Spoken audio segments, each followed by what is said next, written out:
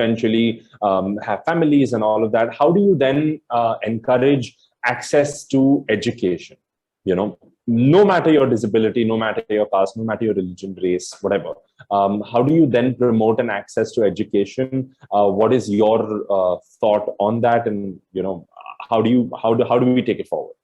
Important to say that people, particularly people from marginalized communities, have for centuries wanted to access education, but they've been deprived of it. Correct. And I mean, we're having this conversation in the background of reservation for OBCs in all India medical exams, which has caused a huge uproar. So I think if there are people, individuals, corporates, communities that are committed to the idea of everybody exercising their right to education, then they have to realize that affirmative action is an equalizer, and it is one that allows for people who have been historically deprived of exercising their right to education to be able to now exercise that right.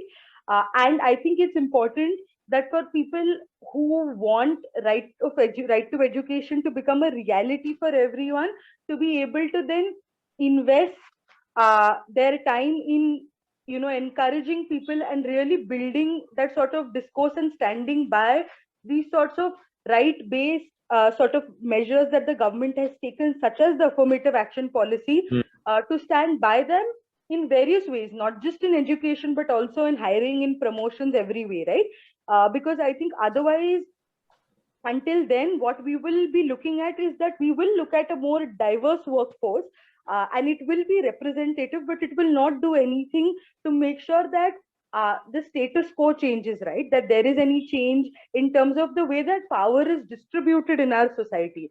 And I think for people who are committed to the idea of equality, then to understand the question of education and access to education as a redistributive mechanism, one that shifts the balance of power, and to not just be committed to it verbally, but also through their actions every step of the way, in their families, in their organizations, and the society that they live in.